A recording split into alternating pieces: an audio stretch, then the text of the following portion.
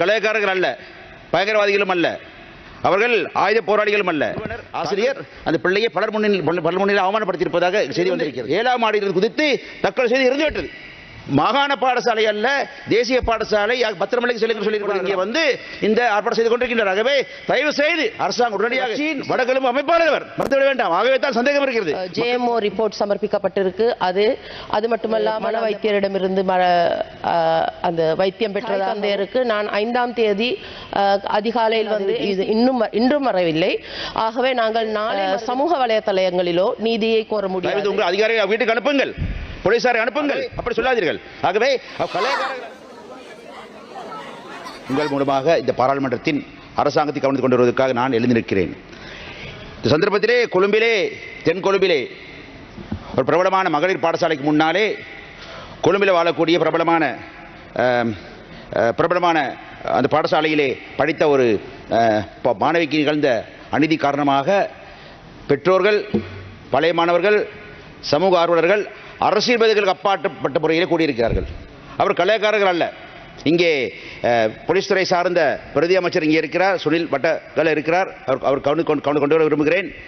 அவர் கலைக்காரர்கள் அல்ல, பயங்கரவாதிகளும் அல்ல, அவர்கள் ஆயுத போராளிகளும் அல்ல. தங்கள் பிள்ளைகள் நிகழ்ந்த அந்த அநீதியை தட்டி கேட்பதற்காக பொறுக்க முடியாமல் வந்து நியாயத்தை கேட்டிருக்கிறார்கள். ஆகவே அவர்களுக்கு எதிராக அங்கே உங்களது போலீஸ் கண்ணீர் புகை குண்டு லாரிகளையும் அதே போல் நீர்த்தாரை லாரிகள் நிறுத்தியிருப்பதாக அறிந்திருக்கிறேன். அதை பயன்படுத்த வேண்டாம் என்று திட்டவட்டம் கூறி வைக்க விரும்புகிறேன். அவர் கலைக்காரர்கள் அல்ல, பயங்கரவாதிகளும் அல்ல. தெரியா புரிந்து கொள்ளுங்கள். நியாயத்தை கேட்பதற்குரிய பொதுமக்கள், அவ்வளவுதான்.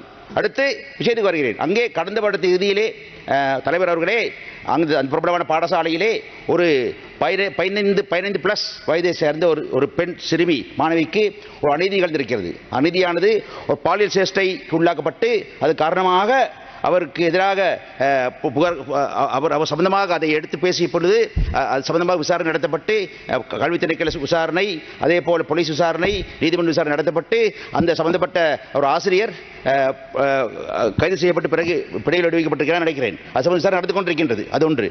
அதே வேளையிலே அதற்கு பிறகு அந்த பிள்ளை பெற்றோர்கள் அதிருப்தி அடைந்து தன் பிள்ளையின் நலன் கருதி அவரை வடகொழும்பில் இன்னொரு பாடசாலையிலே சேர்த்து மாணவியாக படிக்க வைத்திருக்கிறார்கள். அதே நேரத்தில் அந்த பாடத்தை படிக்கும் அதே வேளையிலே அங்கே இருக்கக்கூடிய வடகொழும்பில் இருக்கக்கூடிய ஒரு தனியார் வகுப்பில் நடத்தக்கூடிய ஒரு வகுப்பில் ஒரு நிறுவனத்திலே கூட அவர் சென்று பாடம் படித்துக் கொண்டிருக்கும் பொழுது சில மாதங்களுக்கு பிறகு முதல் சம்பவம் நடந்த சில மாதங்கள் பிறகு அந்த தனியார் பள்ளியில் இருக்கக்கூடிய அந்த நிறுவனர் ஆசிரியர் அந்த பிள்ளையை பலர் முன்னிலையில் அவமானப்படுத்தியிருப்பதாக செய்தி வந்திருக்கிறது.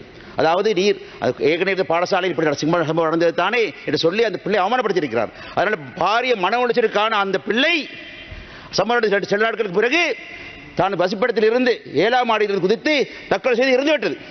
பெரிய செய்தி, அது பெரிய ஒரு சோகமான செய்தி, அது மறந்துவிடக்கூடாது. ஆகவே தான் அந்த முதலிலே இந்த வடகிழக்கு கொட்டாஞ்சேனை பகுதியிலிருந்து கிளம்பிய மக்கள் திரள், அப்பாவி மக்கள், பெற்றோர்கள், பழைய மாணவர்கள், சமூக ஆர்வலர்கள் சேர்ந்து ஊர்வலமாக வந்து அந்த கொட்டாஞ்சேனை தனியார் வகுப்பு நடத்தும் அந்த நிலையத்துக்கு முன்னாலே சென்று அமைதி ஆர்ப்பாட்டம் செய்து பிறகு பிள்ளையின் வீட்டுக்கு சென்று அங்கிருந்து பேருந்து வந்து இங்கே இந்த தென்கொழும்பிலே பாடசாலை சென்று ஆர்ப்பாட்டம் செய்து கொண்டிருக்கின்றனர். ஆர்ப்பாட்டம் நடந்து கொண்டிருக்கின்றது. அங்கே வந்த கல்வி இலாகத்துறை சார்ந்தவர்கள் இது மாகாண பாடசாலை அல்ல, தேசிய பாடசாலை பத்திரமலைக்கு செல்லுங்கள் சொல்லியிருக்கிறார்களாம்.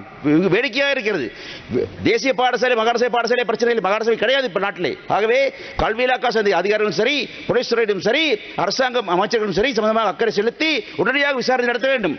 நியாயமான மக்களுக்கு ஏற்கனவே முதல் சம்பந்தமாக ஏற்பட்ட சம்பவத்திலே ஏற்பட்ட தீர்ப்பு நியாயம், அதிலே திருப்தி இல்லாத காரணத்தினாலே தான் அவர்கள் இப்பொழுது இங்கே வந்து இந்த ஆர்ப்பாட்டம் செய்து கொண்டிருக்கின்றனர். ஆகவே தயவு செய்து அரசாங்கம் உடனடியாக விசேட போலீஸ் மற்றும் கல்வி இலாகா சார்ந்த அதிகாரிகள் நியமித்து விசேட கமிட்டியை நியமித்து விசாரிக்க வேண்டும் கேட்டுக்கொள்ள விரும்புகிறேன். ஆகவே நான் பாருங்கள், எனக்கு தென்கொழும்பிலே இருக்க பாடசாலை பெயர் தெரியும், பிள்ளையின் பெயர் தெரியும், தந்தையின் பெயர் தெரியும், தாயின் பெயர் தெரியும், வடகொழும்பில் பாடசாலை பெயர் தெரியும். எதையும் சொல்லவில்லை. நான் கண்ணியமான அரசு செய்கிறேன், நான் சொல்லவில்லை, அது சரியல்ல. ஆனால் ஒன்றையோடு சொல்ல வேண்டும், அந்த பிள்ளை வடகொழும்பிலே இருக்கின்ற பொழுது படித்த பொழுதே தனியார் பாடசாலையின் அதிபர், நிறுவனர், கட்சி சார்ந்தவர், உங்களை கட்சியின் வடகிழக்கு அமைப்பாளர் மறுத்துவிட வேண்டாம். ஆகவே தான் சந்தேகம் இருக்கிறது. மக்கள் சந்தேகம் ஒரு நியாயம் தானே இது.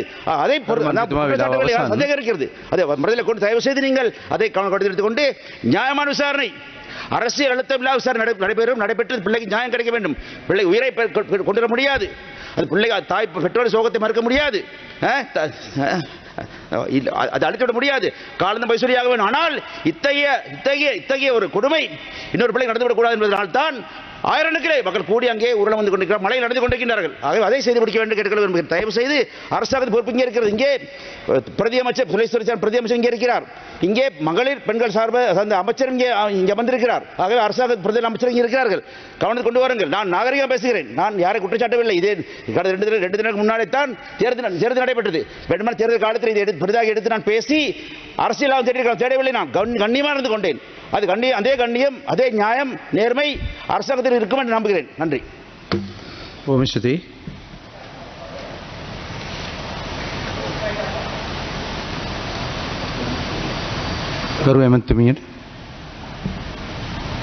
நான் இந்த வேளையில் ஒரு தெளிவு விளக்கம் கொடுக்க வேண்டும் என்று நான் நினைக்கிறேன்.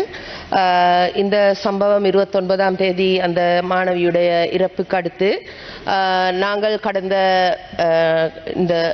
கடந்த நாட்களில் இதை பற்றியான பூர்ண விசாரணை ஒன்றுக்காக நான் தேவையான ஆவணங்கள் அனைத்தையும் நான் பரிசோதித்து எடுத்த நடவடிக்கை மேற்கொள்வதற்காக, அதாவது 2024ஆம் ஆண்டு டிசம்பர் தான் இதில் ஆரம்ப சம்பவம் நடந்திருக்குது. அந்த சம்பவத்தை தொடர்ந்து நான் பார்க்கும்போது ஏற்கனவே அந்த மாணவி ஒரு மன வைத்தியரிடமிருந்து அந்த வைத்தியம் பெற்றதாகவும், அது மட்டுமல்லாமல் அதற்கான உரிய நடவடிக்கைகளுக்காக அந்த பாலியல் துஷ்பிரயோகம் ஒன்று நடந்தது என்பதற்காக குற்றச்சாட்டுக்கு பிறகு அந்த மாணவிக்கான ஒரு JMO ரிப்போர்ட் சமர்ப்பிக்கப்பட்டிருக்கு. அது மட்டுமல்லாமல் அந்த மாணவியை பற்றியான பின்புலன், அதாவது பாடசாலையில் அவருடைய தகமைகள் திறமைகள் பற்றியும், அவர் பழக்கப்பட்ட நண்பர்கள் சிநேகிதிகள், அவர் கல்வி கற்ற பாடசாலை போன்ற அனைத்திலும் தேவையான ஆவணங்கள் அனைத்தும் தயாரித்து நாங்கள் இப்போது ஒரு ஃபைல் தயாரித்திருக்கின்றோம். அதில் இன்னும் மேலதிகமாக அவர்களுக்கு இந்த மரணத்துக்கு பிறகு அந்த தாய் தந்தையருக்கு நான் 5ஆம் தேதி அதிகாலையில் NCPA, அதாவது சிறுவர் பாதுகாப்பு அதிகார சபைக்கு உரிய முறைப்பாடு ஒன்று செய்வதற்காக குறிப்பிட்ட போதிலும் 4 நாள் கடந்தும் இதுவரையும் அவர்கள் அந்த சட்ட நடவடிக்கைக்காக இதுவரை முன்வரவில்லை. அதே போலவே அவர்களுக்கு நாங்கள் இன்று இப்போ இந்த ஆர்ப்பாட்டத்தின் போது மகஜர் ஒன்று கையளிப்பதற்காக கல்வி அமைச்சுக்கும் சிறுவர் மற்றும் பெண்கள் விவகார அமைச்சுக்கும் வருவதாக கூறிய போதும் அவ்வேளையில் நான் கூறியது மகஜர் சமர்ப்பிப்பதற்கான சாத்தியம் உண்டு, சந்தர்ப்பம் வழங்கப்படும். ஆனாலும் அவர்கள் பெற்றோர்கள் எம்மிடம் சந்திக்க வேண்டும் என்பதை நான் குறிப்பிட்ட போதிலும் அவர்கள் இன்றும் வரவில்லை. ஆகவே நாங்கள் நாளை அல்லது நாளை மறுதினம் அவர்கள் எங்களை சந்திப்பதற்காக கூறியிருக்கின்றார்கள். எனவே நான் கூற விரும்புகின்ற ஒரு விடயம்தான், இதில் முகநூலிலோ அல்லது சமூக வலைதளங்களிலோ நீதியை கோர முடியாது. எங்களுக்கு இந்த உரிய நீதியை பெற்றுக்கொள்வதற்கு தேவையாக இருந்தால் அந்த சட்ட நடவடிக்கைகளை மேற்கொள்ளக்கூடிய அவ்வாறான நிலையத்துக்கு சேர வேண்டும். அதே போல துரிதமாக இந்த நடவடிக்கைக்கான இந்த நடந்த சம்பவத்துக்கான நீதியையும் நாங்களும் எதிர்பார்க்கின்றோம். ஏனென்றால் இவ்வாறான நீதியை வழங்குவதற்கான சரியான பாதை, அணுகுமுறை, பொறிமுறை நாங்கள் இந்த சமுதாயத்தில் சீர்படுத்த வேண்டிய கட்டாயத்தில் நாங்கள் இருக்கின்றோம். அதை தவிர்த்து இந்த சமூக வலைதளங்களிலோ ஏனைய சமுதாய அமைப்புகளோ இந்த சட்டத்தை கையாண்டால், சட்டத்தை கையில் எடுத்தால் இந்த நாட்டில் அமைதி நிலவாது. ஆகவே நாங்கள் கூறுகின்ற உறுதியான விடயம்தான், அந்த சம்பந்தப்பட்ட தரப்பினர்களுக்கு அந்த நீதியை கண்டறிவதற்காக, நீதி கோருவதற்காக உரிய அமைப்புகளுடன் தொடர்பு கொள்ளுமாறு நாங்கள் கேட்டுக்கொள்கின்றோம். நன்றி. ஓமிஸ்துதி.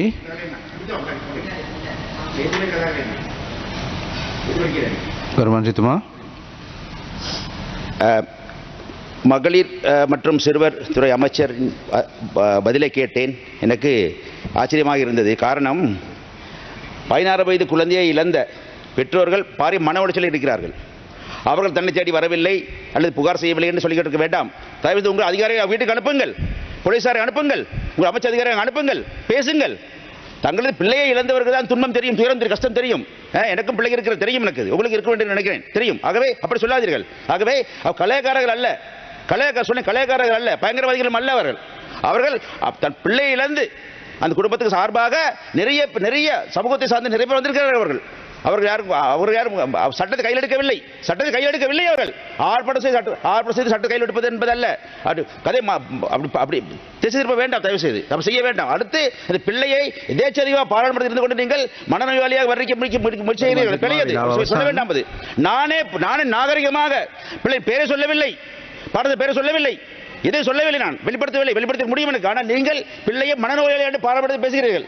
அது அவமானப்பட வேண்டும். நீங்கள் அப்படி சொல்லாதீர்கள். அப்படி எமத்துமிய பாயிண்ட் ஆஃப் ஆர்டர் இல்லை, இதை தெளிவுபடுத்திக் கொள்ள தேவைக்கு மாத்திரம்தான். ஏனென்றால் நான் அந்த குழந்தையை பற்றி, அந்த பிள்ளையை பற்றி, அந்த மாணவியை பற்றியோ பாடசாலை பற்றியோ ஆசிரியரை பற்றியோ நான் எந்த ஒரு பெயரையும் குறிப்பிடவில்லை. இதில் நான் கூற விரும்புவது இல்லை, நான் அந்த பிள்ளையை பற்றி நான் பரிமாற்றுதுமா எமத்துமிட இல்லை, அதில் நான் சொல்ல வந்த ஒரு நிமிடம். மாணவியை பற்றி கூறிய விடயம், அந்த மாணவியை பற்றி கூறிய விடயத்தில் நான் கூறுகின்ற விடயம் என்னவென்றால், அந்த மாணவியை பற்றி எங்களுடைய போலீஸ் விசாரணையின் போது சமர்ப்பிக்கப்பட்ட ஆவணங்களை தொடர்ந்து தான் நான் இந்த உறுதியை கூறுகின்றேனே தவிர, இந்த சம்பவத்தில் இன்று அந்த ஆர்ப்பாட்டத்தில் இருந்தவர்கள் கூட என்னை சந்திக்க வரும் முயன்ற போது நான் அந்த பெற்றோர்களை என்னிடையே சந்திக்க கூறினேன். ஆனால் அந்த சந்தர்ப்பத்தில் கூட அந்த நிலையில் அவர்கள் பெற்றோர்கள் எவருமே அந்த ஆர்ப்பாட்டத்தில் கலந்து கொள்ளவில்லை. அந்த மாணவர்களுடைய அந்த மாணவி படித்த பாடசாலை மாணவர்களுடைய பெற்றோர்கள் தான் அங்கு இருக்கின்றதாகத்தான் அவர் எங்களுக்கு கருத்து தெரிவித்திருந்தார்கள். அதை பற்றி எந்த ஒரு பிரச்சனையும் கிடையாது. இருந்தாலும் நாங்கள் கூற விரும்புகின்ற விடயம், சட்டம் என்பது சட்டத்தின் தொடர்பு கொண்ட நிறுவனங்களின் ஊடாக சட்டத்தின் நீதி நியாயம் பெற வேண்டுமே தவிர, அந்த சட்டத்துக்காக வேண்டி நாங்கள் மக்கள் அந்த சட்டத்தை அல்லது சட்டத்தையோ அந்த நீதிக்காக வேண்டி மக்களுக்கு நீதி கோர முடியும். ஆகவே இதை எந்த ஒரு காரணம் கொண்டும் இதை திசை திருப்ப வேண்டாம். அந்த சமர்ப்பிக்கப்பட்ட மாணவியை பற்றி உள்ள தகவல்களை மாத்திரம்தான் நாங்கள் கூறுகின்றோம். இந்த விடயம் தொடர்பில் நான் பம்பலப்பிட்டிய போலீஸ் நிலையத்தில் இது பற்றி நான் கேட்டறிந்த போது அவர்கள் ஒரு விடயத்தை குறிப்பிட்டிருந்தார்கள். தற்போது இந்த விடயம் குறித்து சட்ட நடவடிக்கைகள் எடுக்கப்பட்டிருப்பதாக கூறியிருக்கின்றார்கள். பி அறிக்கை தாக்கல் செய்யப்பட்டிருக்கின்றது, நீதிமன்றத்துக்கு அறிக்கை தாக்கல் செய்யப்பட்டிருக்கின்றது. அந்த குறிப்பிட்ட நபர் கைது செய்யப்பட்டிருக்கின்றார். ஆனால் நாங்கள் அரசியல்வாதிகள் என்ற வகையில் தலையீடு செய்ய மாட்டோம். அதே போல பம்பலப்பிட்டிய போலீஸ் நிலையத்திலிருந்து எனக்கு அறிவித்தல் கிடைத்தது. தற்பொழுது ஆர்ப்பாட்டம் நடைபெற்று கொண்டிருக்கின்றது. அந்த மரணமடைந்த பிள்ளை தொடர்பில் எங்களது கவலையும் நாங்கள் தெரிவித்துக் கொள்கின்றோம். நாங்கள் அனைவரும் கவலை அடைகின்றோம். ஆனால் எந்தவித பிரச்சனையும் இன்றி குறித்த சட்ட நடவடிக்கைகளை மேற்கொள்வதற்கு போலீசார் அறிவித்தல்களை விடுத்திருக்கின்றார்கள். ஆகவே நாங்கள் இப்பொழுது இது நியாயம் நிலைப்பாட்டப்படாமல் இல்லை. இந்த சிறுமி குறித்த இந்த பிரச்சனையில் எந்தவித குறைபாடுகளும் இல்லை என்றுதான் நான் கூறுகின்றேன். முதலாவது சம்பவம் கடந்த வருடம் இறுதி பகுதியில் நடைபெற்றது. கொழும்பு தெற்கு நடைபெற்றது.